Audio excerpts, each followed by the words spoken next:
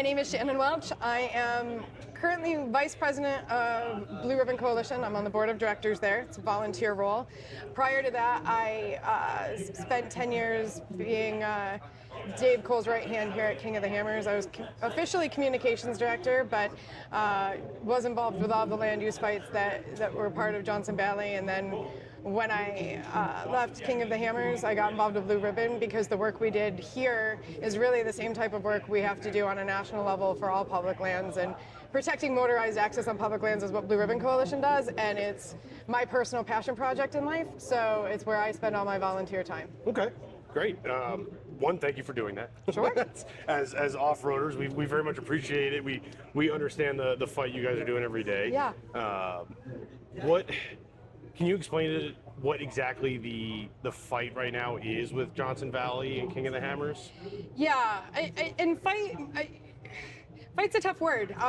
We're hoping it's not a fight. We're hoping it's a good compromise. But we start from a place of we always seem to be the underdog, so it does always seem to be a fight. The good news is it might be a compromise, and that would be much better for all of us if that's the case. That's good news. Not everybody gets everything they want in a compromise, but so where we're at, the land was congressionally designated OHV land about 10 years ago, and that was huge. It was really the first area of its kind that literally an act of Congress said this is OHV land. Public lands get used for lots of things, ranching, mining, all sorts of stuff, but this is a specific area designated for the off-highway vehicle community. And so we thought, hey, we did our part. Yes, we lost a bit of land to the Marine base when that happened. Half of it, truly. It's not a bit of land. It was a substantial amount. But we got to keep a lot of it and protect it for our community. So we thought, okay, that fight isn't happening anymore. And that was a fight. Yeah. And then last fall, I got a call saying, hey, have you heard about this airspace thing? I'm like, airspace? What are we talking about? And so we all scrambled really quickly to look into it. And okay, well, how does that affect us? Because we actually use the ground. Do we care about the air? And the first thing that came to mind was certainly this event, because you've got drones, you've got helicopter coverage, you've got all of that. But that's one event, and this is for everybody, not just for King of the Hammers out here. And so we really thought about, we're like, the big issue is even when King of the Hammers isn't here, we still need life-saving out here, which is medevac, which is being, and there's a decent number of them that happen, and seconds matter. And if you have to get the Marine's permission before you can land to save a life, that doesn't come quickly sometimes. So that is part of it. But then I had my staff, so I've got attorneys on staff, and really DC policy directors, and I said, can you look into precedent on this? Can you look into other areas where maybe the military has taken over airspace near public land and what that's done? And there's two areas in particular. One of them is Yuma Proving Grounds. The other one is White Sands, where they do have this protected airspace. And what it's done to the land underneath it is essentially made it unusable for the community because the military says it's unsafe to be underneath what we're doing. So what the Marines are asking for is permanent special use airspace. And permanent means to ground in this area. We could not put drones in the air. We could not put medevacs on the ground. But the bigger concern is that it's a land grab from the sky. Right. Yeah, and that's, I know I've had that conversation with people trying to explain that on the East Coast of why the airspace matters. You know, we with the podcast have first responder experience. Sure. So I've landed those medevac helicopters. I understand those seconds matter. And what we do is inherently dangerous. And if it becomes unsafe to do it, it becomes harder to do. So I think it's definitely, like you said, a creative way to take the land away. And we hope that's not what they're doing, but that becomes the fear because we've seen it before. We hope that this is, hey, they just need this airspace to do their training. And we support the Marines, let's be clear. Like the off-road community and the Marines are not usually people who don't They're here. appreciate. They're here. We have a good working relationship with them, but we have to share it. Public is public, and that's the part that we keep trying to have to hold everybody accountable to, whether it's our government, whether it's the Department of Defense. And even just ourselves, right? Like, correct. We're our own worst enemy sometimes. We are. There's no doubt about that. Yes. So you personally, you said you've worked for King of the Hammers for 10 years. Sure did. What drew you into the event and the off-road community? Like, why is this important to you? So I grew up on the East Coast. I didn't know public lands were a thing. I'd never been off-roading in my life. It's a long story how that happened, but the quick version is that I found out that it was a thing, and when I found out it was a thing, I was like, it changed my life to be able to go out in wide open spaces and put yourself in perspective to the rest of the world. If you never leave cities, you have no idea what's available to you out there. Yep. And to be able to go to an area, it's very different to go to a national park and you drive the coordinated thing they tell you to drive, Yep. and you stop at the scenic things. When you can choose your own adventure, when there's a pioneering aspect to that, it opens your mind in ways that Absolutely. if you haven't done it, you have to do it. Yeah. And every single time somebody new comes out and gets to experience what true public lands are, which most people on the East Coast have no concept of it Yeah. until they get out here, it blew my mind when all of a sudden I had a buddy who was into this who was like, oh, I wonder where that road goes. And I'm like, wait, we can go down that? Yeah. Because on the East Coast, I'm from New York, everything is Yep. private land and you're going onto posted property at that Yep. point. No, this is ours, Yeah. and we should take advantage of it. So Yeah. that was how I got involved. The Hammers existed before King of the Hammers. Yep. Some people don't totally understand that. So this was my playground before King of the Hammers was a Okay. thing. Okay. So I already cared about the land before KOH happened. The first time I met Dave Cole was actually, he was organizing people talking about what are we going to do to protect this land from the Marines wanting to take it over. Because the Marines essentially said, we're the Department of Defense and you guys are like this little group of people who kind of don't matter, so we're Yep. gonna win this. And so Dave and I kind of took that personally. Well, I definitely took it personally, so did he. And it was like, people don't understand that half the reason this thing grew as fast as it did was it was the only way we were going to save it. We Yeah. had to make the whole world care about this place.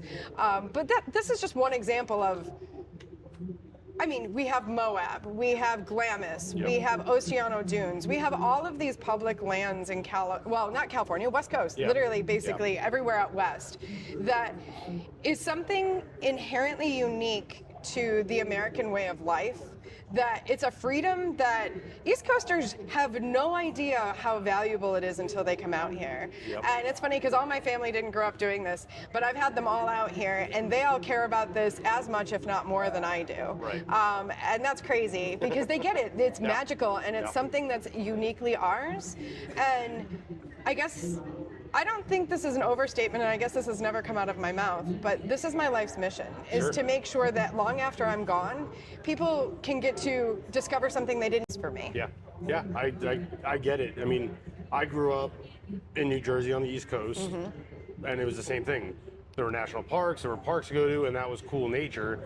And I ended up moving to Colorado, and I lived on the Utah-Colorado state line, and I very quickly realized, one, how big everything is, right? There's Yeah. a lot out here. Yes, sir. You know, it's growing up in suburbia, you forget how small things can really get and how Yeah. small you are. And it was life-changing. I got into off-roading, and I very quickly was like, this is the most important thing to me is being able to experience this, bring my family here. You know, I have a young son, and we're here this week, and I'm like, in 5 years when he's old enough, he needs to be able to come here. He needs to be able to experience this and know that this exists. And if you 100%. if you make it hard to get here and unsafe to be here on top of that, then nobody's going to be here, and it's going to lose the magic. Yeah, and that really, that's the crux of it all. And so that's what, when I stopped working for King of the Hammers, I got hit up by literally every nonprofit involved in land use hit me up, and how I ended up with Blue Ribbon Coalition is we are the fighting arm of it. We're the ones that will do the unpopular work of fighting it legislatively, legally. We file the lawsuits. It's not what we want to do, but we want to set precedent in the right direction. Got to play the game. Correct. I mean, one of the things that when I was like, okay, why Blue Ribbon Coalition is such a weird name, but it's been around for 40 years. And when I said, why don't we rename it? Why don't we do this? Like, well, here's the thing. We've been involved in the fight for 40 years, and if we renamed it, they'd say you don't have a place at the table, and we do. Because one of the coolest things the Blue Ribbon Coalition has done a lot, but Yellowstone, snowmobiles in Yellowstone was a Supreme Court case that Blue Ribbon Coalition won that protected motorized access at Yellowstone. And ultimately that's what we do, is motorized access, and that's not just Jeeps, Broncos, side-by-sides, that is houseboats, that is snowmobiles, that is, honestly, here, pilots, helicopters, that's motorized access. And we say public lands, but public space is what we're talking about here. That's good to know, because I think that's that's another distinction that gets a little bit muddy out in the general public as far as what exactly is it, right? Because everyone has this vision of, big race cars and things just crushing plants in the desert, and it's really not that. It's a lot more than that. No, somebody came up to me because obviously we're trying to fight the illegal fireworks that are out here for the community is and Hammer King for this event, and they were like, "Oh, I thought the issue was that it would catch a forest on fire, but there's no forest out here. There's not. I mean, if you've never been out here, you have to understand that this area was a Marine bombing base for a long period of time. So there's not much out here, and really it's only here after small rains and things like that. We're not asking to go tear up national forests. That's not what we're looking to do. But there is something inherently American and it's not even just like enterprising about all of it. To be able to build a vehicle the way you want to build it and then go out and challenge yourself in nature. I mean, it's kind of no different than guys who want to free climb like the side of a mountain, but you are challenging yourself mechanically, you're challenging yourself mentally and physically when you come out here and do this stuff. And ultimately this is a celebration of that. The same way the Olympics is the celebration of somebody becoming the best at like being able to run fast or jump the highest or whatever. This is, you are mechanically inclined, you understand nature, you understand your body, you understand physics. It's man versus everything out here. And if we don't continue to challenge ourselves as a society that way, we live a life of comfort and comfort is killing us. We need to keep challenging ourselves. That's how this country was founded, quite frankly. 100%. I had a whole campfire conversation the other night about rocks. Like I've been off-roading and rock crawling for like 10 years now, and never once considered the differences between the rocks here and the rocks in West Virginia. And it's like, okay, like, what does that change? And the guy I was talking to he's just a wheeler. He did some rock climbing. And I was like, oh, well, if I'm running, granite, I'm going to run this air pressure. If I'm running sandstone, I'm running this air pressure. I was like, huh. I'm building You've become a geologist just to drive your side-by-side through the desert. It's even more than that. So I'm right now, my first off-road vehicle, well, my first was a dual sport now, and then it became an 06 Rubicon, Jeep Rubicon, which was my daily driver for 15 years that I'm turning into my ultimate rock crawler. And so in talking with guys about designing it into that, they're like, will you be wheeling it in Johnson Valley or will you be wheeling it in Sand Hollow and Moab? And I'm like, all of the above? Where's your primary? And I'm like, why? Well, wheel space, distance, all of that matters. And yeah, when you put your tires on rocks in Johnson Valley and you put your tires on what you've got on that red rock in either Sand Hollow or in Moab, it's a completely different experience, what you're capable of. We have that argument all the time because I got asked for tire recommendations and I was like, listen, I can tell you what I run, it's not going to do you any good here because there's no such thing as wheel spin in Moab and Sand Hollow, and even here, we went out wheeling yesterday, and the guys are on worn out slicks, and I'm like, we'd be throwing these tires away 5 years ago at this point because of everything we've got going on.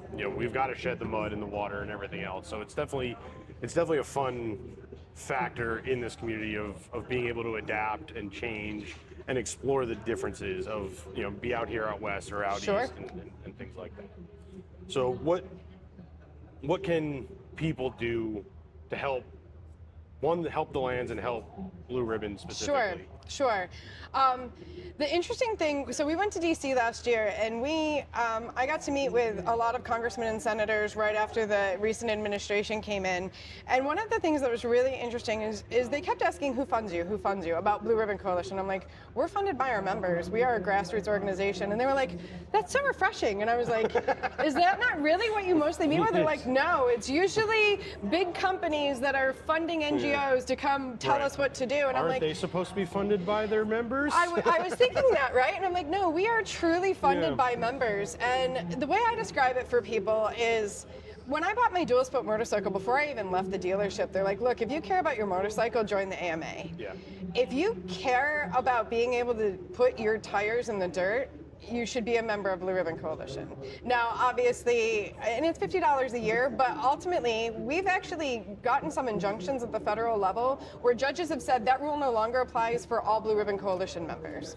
So if you are not a member, when we're in those injunction times, which means that they're basically saying we need to figure all of the rules out right now. But while we're figuring the rules out, they don't apply to members of this organization. Interesting. So that also gives people a little bit more ability to do things. We did it with film permits like 2 years ago, is the most recent example, because the commercial film permits weren't written for you and me with a GoPro on our cell phone. Right. But now if you create a YouTube channel and you turn on commercialization, they can hold you to that same standard. So we were fighting for that at the federal level. And they said, you know what, this doesn't make sense. Anybody who's a BRC member doesn't have to apply for a film permit right now. And so that was a really powerful thing we were able to offer our members. But ultimately, here's the thing. We fight the federal government, which means we sue the federal government a lot, which also means that like major manufacturers don't really want to be publicly supporting somebody who's having to sue the federal government. So it really comes down to grassroots members really supporting what we do. So for us, that's a huge part of how we're able to continue this fight. I'm a volunteer. I pay my way. I paid my way to DC. I pay my way everywhere. My staff is only 6 people for 100 million acres of public land. 6 people. And so when we went to DC this year, our first ask of them was to do something called rescind the road this rule. The road this rule was put in during the Clinton administration, and it's this really funky rule that on paper I can't even tell you how many thousands of miles of trails got closed, but ultimately what it says is this is people aren't supposed to be in the forests. So what was a forest road, if it was a fire road or if it was whatever, if we can't afford to fix it, if it no longer makes sense, we're just going to allow it to go back to roadless. So the road this rule basically said, you know what? Oh, that got damaged by fire or that got damaged by water. We don't have the money to, it's just going to go back to roadless again. That is not a route anymore. And they were allowed to just quietly dissolve hundreds of thousands of miles of trails that way that we couldn't fight for because this rule was in effect. And so the number one thing we said is if you are serious about repealing some of the things that have hurt the motorized community, the off-road community, rescind the road this rule. It doesn't do what it was intended to do. And it's actually making forest fires or wildfires worse because we're not maintaining fire roads and fire breaks the way that we did for a long time. And so we went, 3 of us sat in a room with 22 powerful people when it comes to public lands and said, if you want to do one thing in this administration, do this. And you know what? They did it. They did it. That explains a lot. Right. So this is what we do, and this is what matters. And really, it's not about going out and tearing up the environment. It is about changing your perspective on life. It's about challenging yourself. It's about, you know, it's funny because I have like East Coast friends that are like, tell me how motorized anything is a sport. And I'm like, you don't understand. And meet the kings. Meet the people who have won this multiple times. They're good friends of mine. Randy Slauson, Jason Shear, Shannon Campbell. Do you know what they put their bodies through to be able to do this? They work out their bodies year round. Their minds are brilliant. They know every element of that car themselves. They can change every element of that car. It's like the Olympics times 100%. 5. Because it's not just what your body is physically capable of handling. It's also what your mind can handle. It's also what you mechanically can understand about your car. And the person who wins this isn't the person who has a perfect day. It's the person who can overcome the most issues the fastest. And if we don't do that as a society, if we don't keep challenging ourselves to our brains, our bodies, our all of it, shame on us. 100%. And I think these spaces give us that opportunity for the challenge, whether it is just Johnson Valley or somewhere in Moab or just any of the national forests that we can just go and explore at a whim. Like we need that as a society, and we need more people to use it. The more people that use it and use it responsibly, the easier it will be to well, maintain. that's an issue, right? Like all I'm hearing is our state parks and our national forests and our all of them are so full. You know why they're full? Because everybody knows how to follow each other around in a line. Your phone tells you where to go. Right. And all of those people are going there because now there's cell service and it doesn't seem as scary as it used to. We need more space, not less space for it. And we have that space as long as we protect it and utilize it responsibly. And we have to keep protecting that. My life's mission. We can tell. You are doing. I think you guys are doing a great job. Thank you. You know, I've been following it for a while, and you know, it's important. There's a huge industry around it.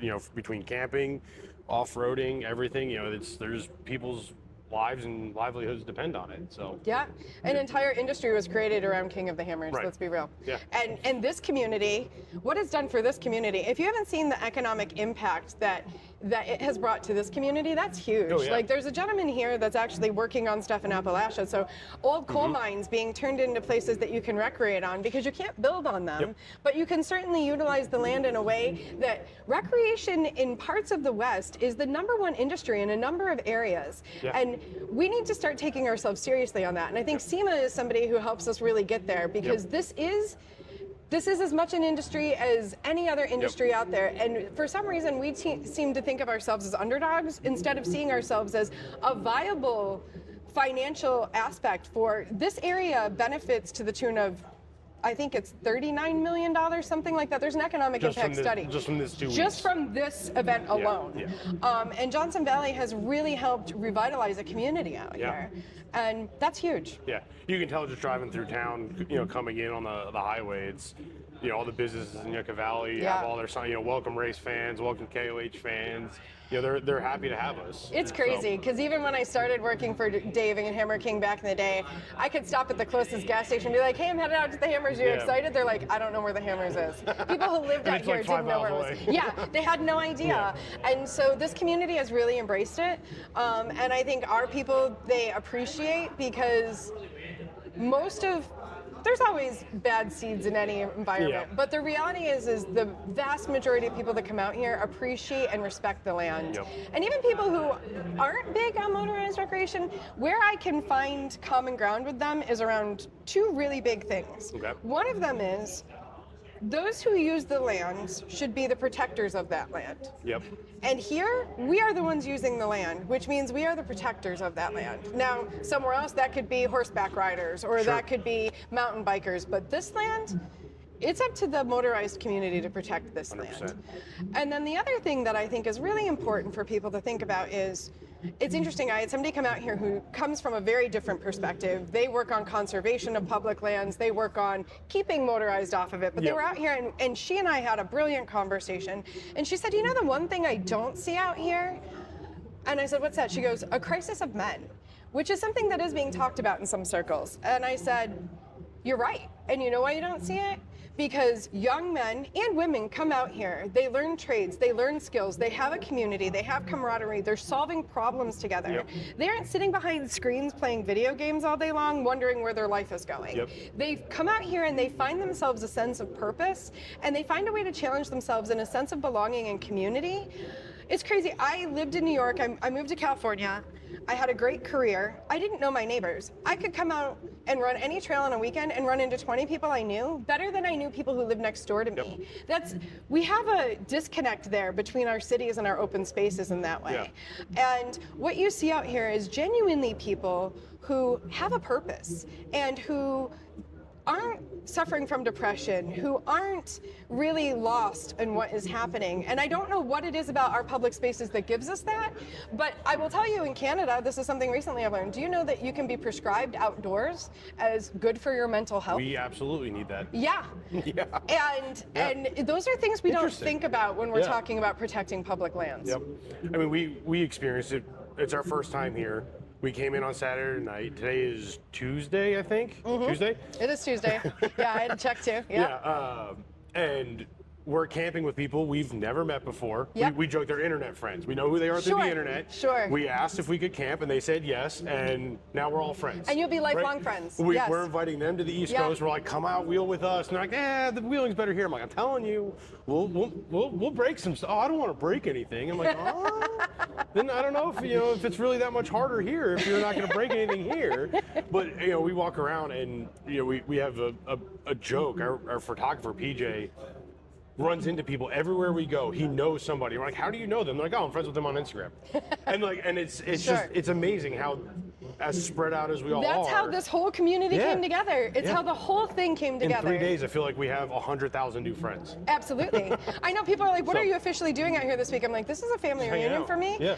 Because I used to run all of the events. So all of the East Coast teams, the only time I get to see them, their kids, their families is here. So this is a big family reunion for me. This is family. Yeah. It's family on a different scale. And the people who felt it know exactly what I'm talking about. And those who haven't, they need to come out and experience it. 100%. Yeah. Yep. So where can people get involved with Blue Ribbon Coalition? BlueRibbonCoalition.com, or I'm sorry, BlueRibbonCoalition.org. .org. We're a nonprofit, so .org. Blue Ribbon Coalition. Look us up. You'll find us. Very easy thing to become a member. Yep. Follow. Get involved with our action alerts. Because we are that grassroots organization. Every time we have a fight, whether it's Moab, whether it's Oceano Dunes, whether it's here, we ask people to take action on it, because the more voices that are heard on it, the more they take us seriously when we say, look, we're representing a large group of people on this issue. And you guys are working on the state level and the federal level, correct? Or is it mostly just the federal? Mostly federal level, okay. But we work very closely with, like, so in California, you've got Cal 4-Wheel, Corva, those organizations. We work with them. Like, there's an issue right now in Prairie City, which is at a state level, but Cal 4-Wheel and Corva have said, hey, can you help us bring the band together to work on this, because it's going to take more than just the locals. And we help with that fight too. Okay, that's good. So BlueRibbonCoalition.org. Yep. Look and see if you guys have anything out there for your states. Follow us on socials. Share our. When we say, hey, we need help, it's immediate, and there's usually a timeline. It's usually we have to get comments in by this date at this time. So it's really fast acting kind of stuff that we do. And so the more people know about it, the more people talk about it, the better for us. Awesome. So, yeah. Awesome. Well, cool. thank you for the time. Thank you. Yeah. Appreciate it. Yeah.